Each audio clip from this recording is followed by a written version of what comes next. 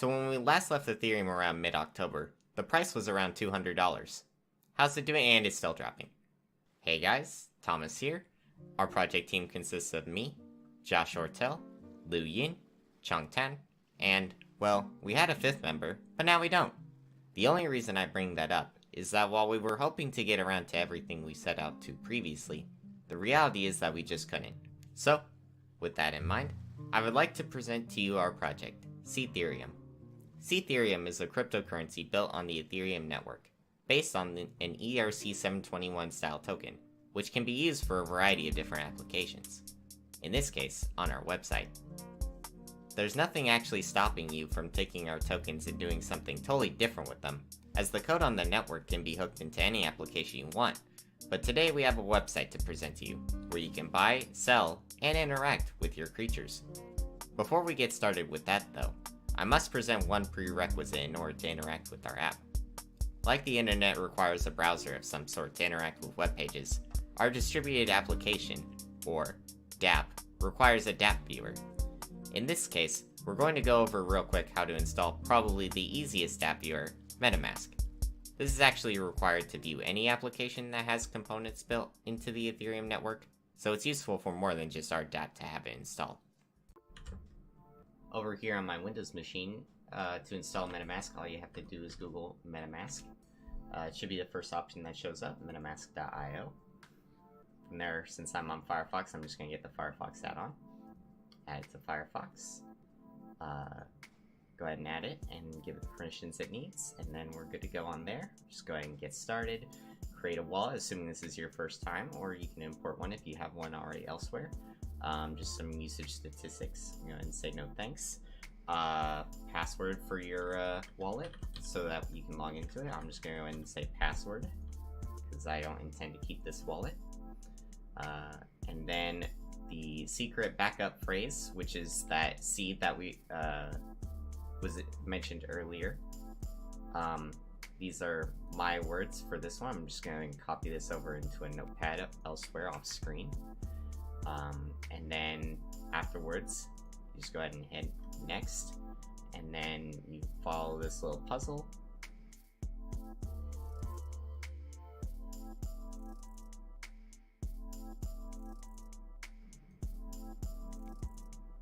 And there you go, you should have your first wallet. So now back on the Linux machine, we're going to go ahead and test this on localhost just for demonstration purposes. Now once we're on the app itself, you'll notice that there's just the text loading over in the top left corner, and a MetaMask window just popped up. The reason that this is here is because in order for our app to load with MetaMask has to actually get your consent to give us access to your account. This is, as you can imagine, for security concerns. We're not accessing it in the way that could alter your wallet amount, but it does this in case of unforeseen consequences. Once we go ahead and give consent to the app, you'll notice that a little banner towards the top loaded that display a variety of different things: home, market, games, about, and user. However, to start off, we're actually going to need to make some creatures.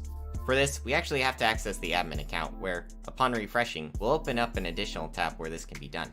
We don't want anyone to just be able to make any creature at any time, as that would lead to intense amounts of inflation.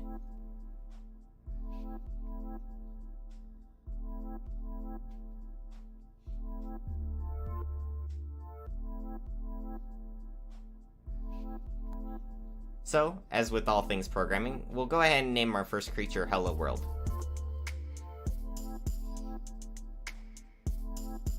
Another MetaMask window pops up, requiring a gas fee to write to the blockchain.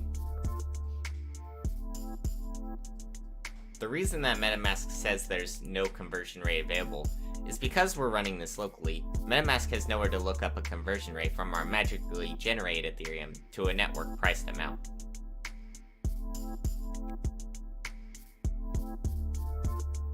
Once we confirm this transaction, you'll notice that a confirmation window pops up in the bottom left-hand corner.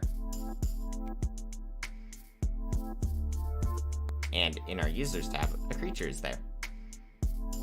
We can open it up and see some details like its birthday, name, and the generation it was in.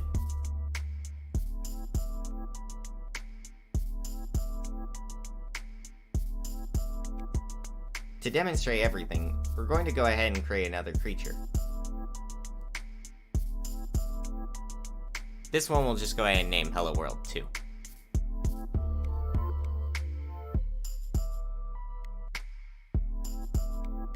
Confirm the transaction.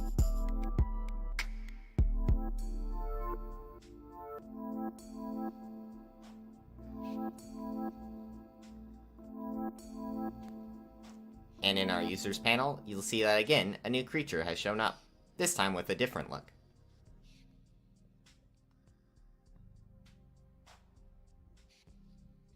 You'll notice that both creatures have this not for sale line underneath each of them.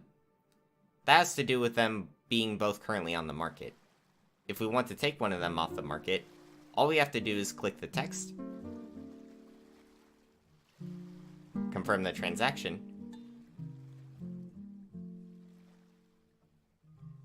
and they'll be taken off the market.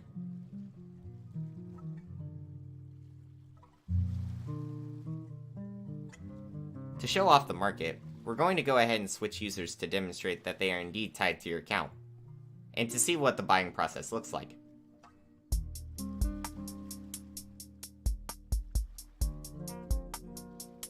Since I'm running this locally, I've gone ahead and filled my wallets with 100 Ethereum for each account that I'm using. The reason that the admin account balance is less than that is because it took some amount of Ethereum to push the contract code up to the network.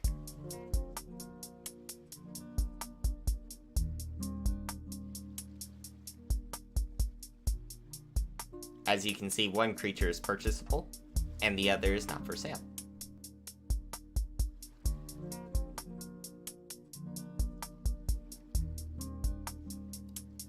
Proof here that neither of these creatures show up in our user page.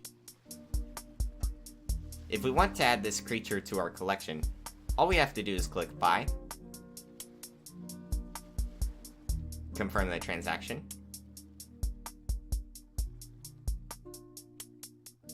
and then something a bit different happens. You'll see that the transaction confirmed through MetaMask, but the transaction status is pending. This is because we have the ability to confirm that we do indeed want to sell the creature. So, going back to our previous user,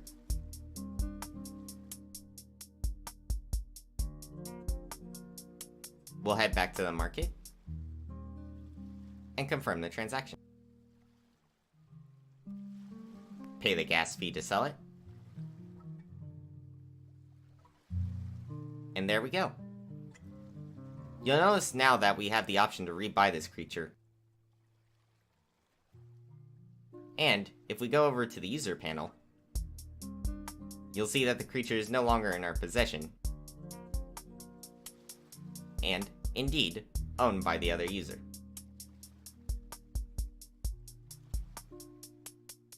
Just to point out, the About page currently only displays a link to our project proposal. The last stop is at the Games tab, where we have two buttons. One is for the aquarium, which originally was going to be a fish tank that would act identically to the user page, with a little more flair, but unfortunately was not able to be completed due to time constraints. We do have swimming fish in a working state, however, so let's take a look at that.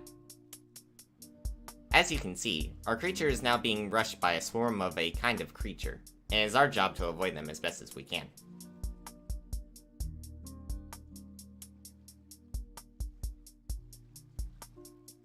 You can hit the New Game button to go ahead and start a new game. This creature looks a little familiar.